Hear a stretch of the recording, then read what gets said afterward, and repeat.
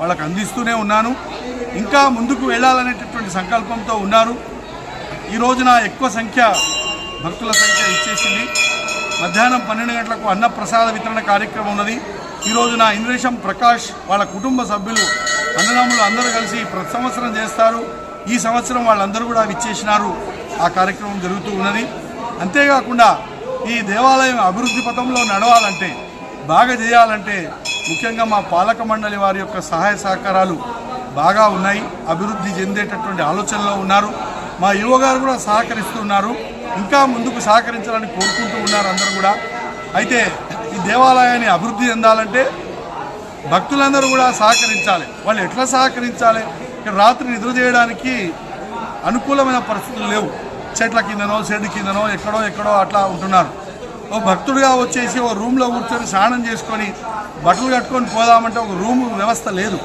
అట్లాంటి కట్టాలనేటటువంటి సంకల్పంలో వాళ్ళకు ఉన్నది. అది త్వరలో ప్రారంభిస్తూ ఉన్నారు. దానికి కావలసినటువంటి విధంగా దాతలను సేకరించుకుంటూ ఉన్నారు. కొంతమంది ముందుకు వచ్చేసినారు. ఇది త్వరలో ప్రారంభం అవుతూ ఉంది. వాళ్ళందరూ ఎంతో ఉత్సాహంతో ఉన్నారు.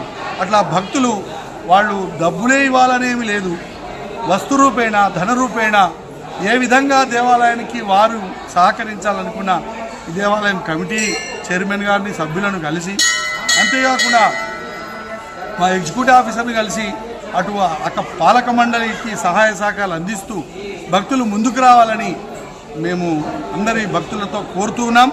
అంతేకాకుండా అన్నదాన కార్యక్రమం ప్రతి సోమవారం ఉంటుంది. మీరు వస్తు రూపేణ ధన రూపేణ లేదా ఇన్ని బియ్యం రూపంలో ఇస్తరాకులు గ్లాసులు ఇత్యాది మొదలైనటువంటివి ఏవైనా కూడా మీరు ఇచ్చి దైవకృపకు పాత్రులై ఆ భ్రమరాంబ మల్లికార్జున స్వామి వారి యొక్క ఆశీస్సులను పొంది మీరు మీ కుటుంబం చల్లగా ఉండాలని, ఎంత ధనం ఉంటే ఏం ప్రయోజనం, ఇచ్చే మనస్సు కూడా ఉండాలి. అది అభివృద్ధి పథంలో తీసుకుపోయడానికి మీ యొక్క సహకారం అందాలని భక్తులందరితో విన్నవించుకుంటున్నాం, తెలియజేస్తూ ఉన్నాం, కోరుకుంటూ ఉన్నాం. ఈ విధంగా మేము రోజుకు ఈ దేవాలయం చుట్టూ ప్రాంతమంతా